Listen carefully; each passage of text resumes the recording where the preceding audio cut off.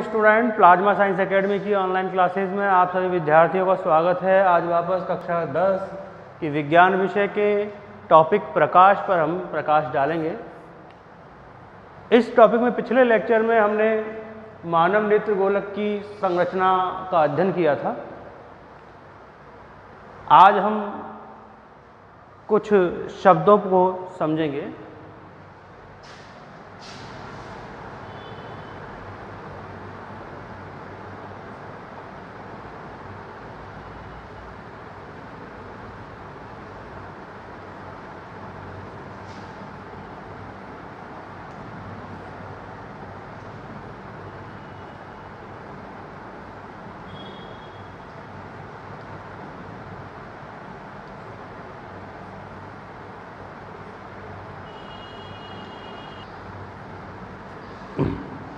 ये 4 शब्द हैं। सबसे पहला शब्द है नेत्र समंजन क्षमता। क्या है ये?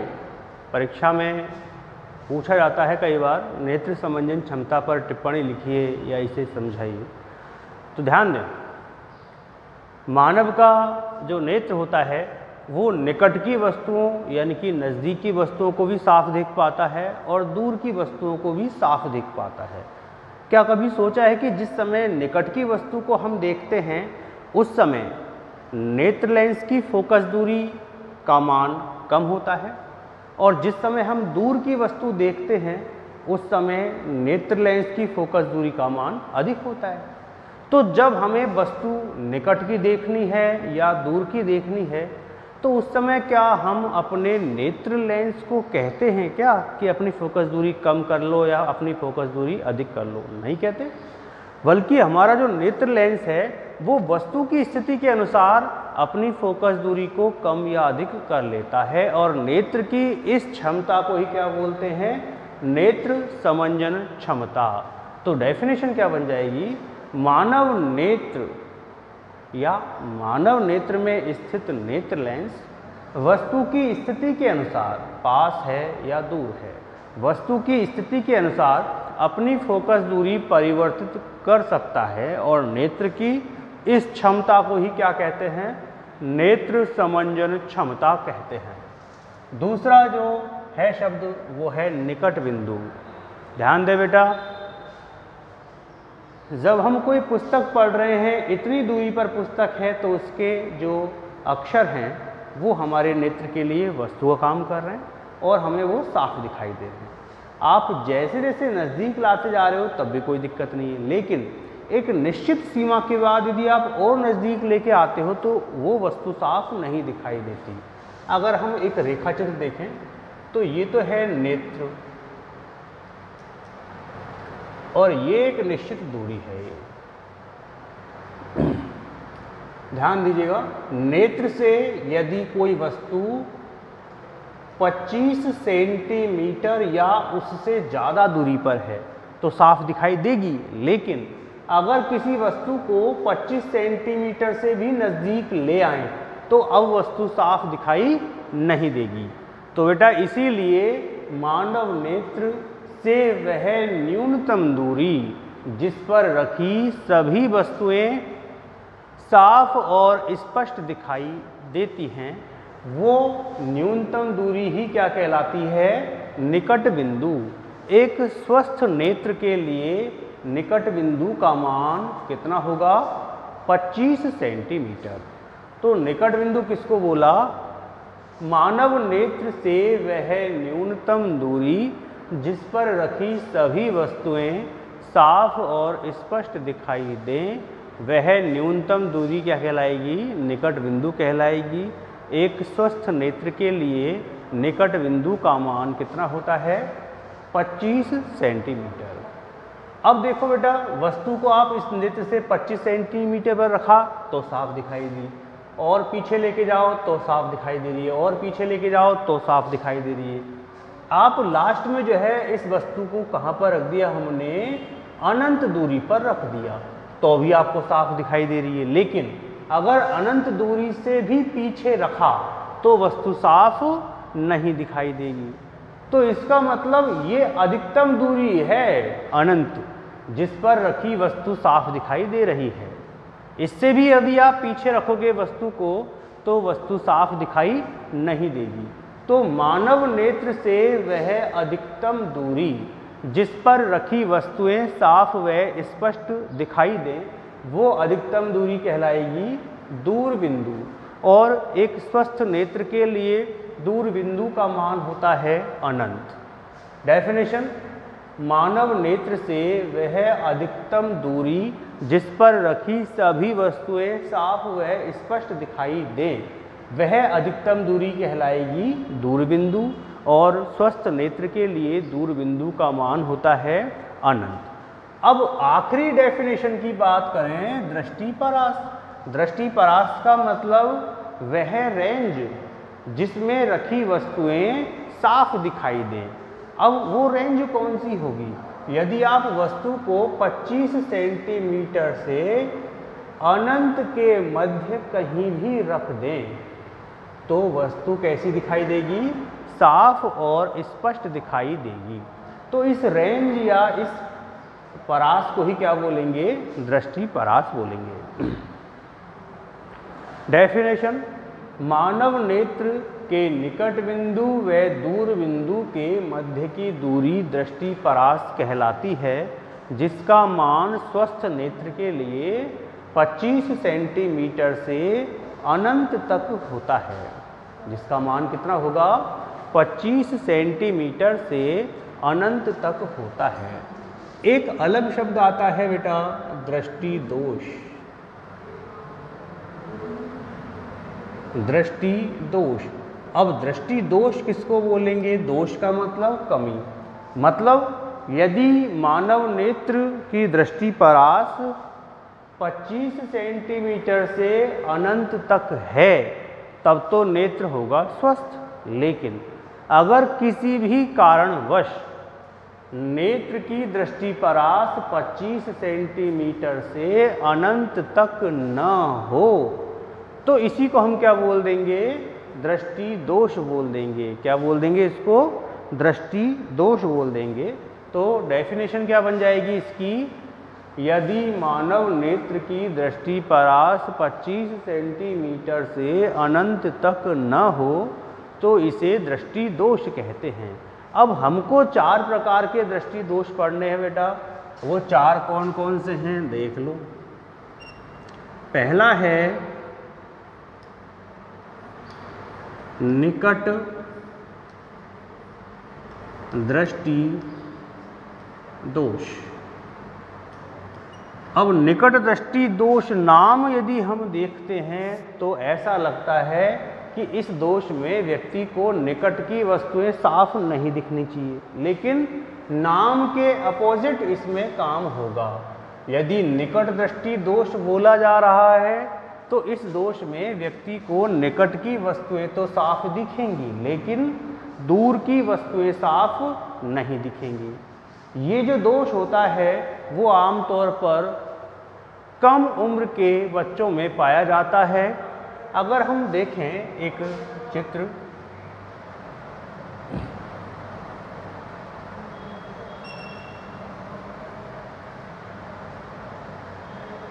ये देखिए एक नेत्र गोलक का रफ डायग्राम।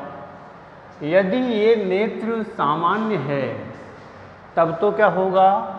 निकट की वस्तु रखें या दूर की वस्तु रखें, निकट की वस्तु को देखा जाएगा तो उसका प्रतिबिंब कहाँ पर बनेगा? रेटिना पर, इसीलिए साफ दिखाई देगी। यदि दूर की वस्तु देखी जाए तो उसका प्रतिबिंब भी कहाँ पर बनेगा? रेटिना पर, और वो भी साफ दिखाई देगी। लेकिन अगर इस व्यक्ति को निकट दृष्टि दोष है तो क्या होगा? जब निकट की वस्तु देखेगा तो उसका प्रतिबिंब तो रेटिना पर बनेगा, परंतु जब दूर की वस्तुओं को देखेगा तो उसका प्रतिबिंब रेटिना पर नहीं बनेगा, बल्कि रेटिना से पहले ही बन जाएगा।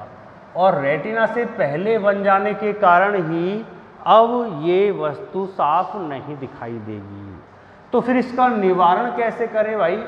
इसका निवारण करेंगे हम अवतल लेंस से बने हुए चश्मे का प्रयोग करके, अवतल लेंस से बने हुए चश्मों का यदि प्रयोग कर लिया जाएगा तो अब दूर की वस्तुओं का प्रतिबिंब भी कहाँ पर बनेगा, रेटिना पर बनेगा। तो इस प्रकार से ये इसका निवारण हो जाएगा। वापस सुन लीजिए, निकट दृष्टि दोष में व्यक्ति को निकट की वस्तुएं साफ व स्पष्ट दिखाई देंगी, परंतु दूर की वस्तुएं स्पष्ट दिखाई नहीं देंगी। यह दोष मिलता है कम उम्र के बच्चों में। इस दोष का कारण क्या है भाई साहब? जब दूर स्थित वस्तुओं को देखा जाता है तो उनका प्रतिबिंब रेटिना पर न बनकर रेटिना से पहले ही बन जाता है। अब साहब इसका निवारण क्या करें? इसका निवारण किससे करेंगे हम? अवतल लेंस से बने हुए चश्मे का प्रयोग करके इस दृष्टि दोष का निवारण किया जा सकता है। अगला जो दोष है मेरे भाई दूसरे नंबर का, वो दोष है दूरदृष्टि दोष।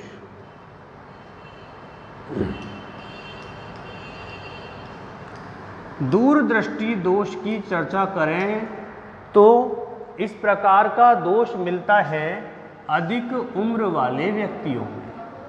अधिक उम्र वाले व्यक्ति मतलब जैसे आपके घर में माताजी हैं, पिताजी हैं, वो जब टीवी देखते हैं तो चश्मे की ज़रूरत नहीं है, टीवी जो दूर रखी हुई है वो तो साफ दिखाई दे रही है। लेकिन यदि वो अखबार पढ़ते हैं, अनाज बीनते हैं तो फिर उन्हें साफ नहीं दिखाई देता और चश्मे की ज़रूरत पड़ती है। तो चर्चा कर लें, दूरदृष्टि दोष किसको कहेंगे? ऐसा दृष्टि दोष जिसमें व्यक्ति को दूर की वस्तुएं तो साफ दिखाई दें परंतु निकट की वस्तुएं साफ नहीं दिखाई दे, ऐसा दृष्टि दोष कहलाएगा। क्या कहलाएगा? दूरदृष्टि दोष। देखिएगा, यदि इस व्यक्ति के नेत्र में दूरदृष्टि दोष की समस्या है तो जब ये नेत्र दूर की वस्तु को देखेगा तब तो उसका प्रतिबिंब रेटिना पर बनेगा, इसीलिए साफ दिखाई देगी। परंतु अगर निकट की किसी वस्तु को ये देखने जा रहा है तो इस वस्तु का प्रतिबिंब अब रेटिना पर न बनकर रेटिना से भी पीछे बनेगा, इसीलिए वस्तु साफ दिखाई नहीं दे रही। अब साहब इसका निवारण करना है तो निवारण करने के लिए उत्तल लेंस से बने हुए चश्मे का अगर प्रयोग कर लिया जाए तो यह वस्तु साफ दिखाई दे जाएगी। तो ये हो गया आपका दूसरा दृष्टि दोष जिसका नाम था दूरदृष्टि दोष। वापस सुने, दूरदृष्टि दोष सामान्यतया अधिक उम्र के व्यक्तियों में, जिनकी उम्र 40 या 45 वर्ष होती है, उनमें पाया जाता है। इस दृष्टि दोष में व्यक्ति को दूर की वस्तुएं तो साफ दिखाई देंगी लेकिन निकट की वस्तुएं साफ नहीं दिखाई देंगी। इसका कारण क्या है मेरे भाई? निकट की वस्तुओं का प्रतिबिंब रेटिना पर न बनकर रेटिना से पीछे बनता है। इसका निवारण कैसे करेगा तू? इसका निवारण उत्तल लेंस से बने हुए चश्मे का प्रयोग करके किया जा सकता है। अब देखते हैं हम तीसरा दृष्टि दोष जिसको बोलते हैं जरा दृष्टि दोष। जरा दृष्टि दोष पर चर्चा करें तो आप लोग जब बुजुर्ग व्यक्तियों को देखते हैं, उनसे चर्चा करते हैं तो पता लगता है कि कई बुजुर्ग ऐसे हैं जिन्हें निकट की वस्तु भी साफ नहीं दिख रही और दूर की वस्तु भी साफ नहीं दिख रही। तो इस प्रकार के दोष को क्या कहेंगे? जरा दृष्टि दोष या जरा दूरदर्शिता। इस प्रकार के दृष्टि दोष में क्या होता है? निकट की एवं दूर की सभी वस्तुएं स्पष्ट दिखाई नहीं देती, धुंधली दिखाई देती हैं। अब भैया इसका कारण क्या है? तो बेटा जब तूने मानव नेत्र गोलक की संरचना पढ़ी तो हमने पढ़ा था कि जो नेत्र लेंस होता है वो पारदर्शक और लचीला होता है, लेकिन आयु बढ़ने के साथ साथ इस नेत्र लेंस का जो लचीलापन है वो घट जाता है। अब लचीलापन घट जाएगा तो नेत्र समंजन क्षमता पर विपरीत प्रभाव पड़ेगा, अर्थात नेत्र समंजन क्षमता बिगड़ जाएगी। तो ऐसी दशा में व्यक्ति को निकट की और दूर की दोनों वस्तुएं धुंधली दिखाई देंगी। अब भैया इसका निवारण कैसे करें? तो बेटा तूने बड़े बुजुर्गों के चश्मे का ग्लास देखा होगा, इस प्रकार से उनके चश्मे का ग्लास होता है, उसमें नीचे की ओर गोल सी एक टिपकी लगी होती है और इस प्रकार के लेंस को बोलते हैं द्विफोक्सी लेंस। द्विफोक्सी लेंस। तो इस प्रकार के द्विफोक्सी लेंस का चश्मा बनाकर उसको अगर पहना जाए तो ये जरा दृष्टि दोष का निवारण हो सकता है। इस द्विफोक्सी लेंस में ऊपर की ओर जो बड़ा भाग है वो अवतल लेंस का होता है, अवतल लेंस का बना हुआ, और नीचे की ओर छोटा भाग है वो उत्तल लेंस का बना होता है। तो अवतल और उत्तल दोनों प्रकार के लेंसों को हमारे लिए ही, हाँ जी, लास्ट का चौथा जो दोष है वो है दृष्टि वैषम्य दोष।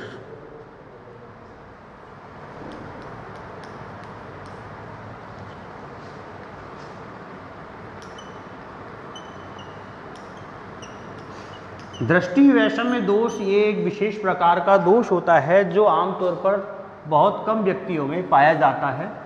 इस प्रकार के दोष में क्या होगा, व्यक्ति को सब कुछ दिखाई देगा, लेकिन यदि उसके सामने इस प्रकार से कुछ खड़ी लाइनें और कुछ आड़ी लाइनें खींच दी जाए तो व्यक्ति इन लाइनों में अंतर नहीं कर पाएगा कि कौन सी लाइन खड़ी है और कौन सी लाइन आड़ी है। होता क्यों है, यदि किसी कारणवश चोट लग जाए नेत्रों में और उसकी जो कॉर्निया पर चोट लगे, हमने देखा कि कॉर्निया कैसी होती है, गोलाकार उभरी हुई रचना होती है, तो इसकी चोट लगने की वजह से जो इसकी गोलाई है वो अनियमित आकार की हो जाएगी, और जब अनियमित आकार की गोलाई हो जाएगी तो इस प्रकार का दृष्टि वैषम्य दोष होता है। इस दोष का निवारण जब करें तो किससे करेंगे,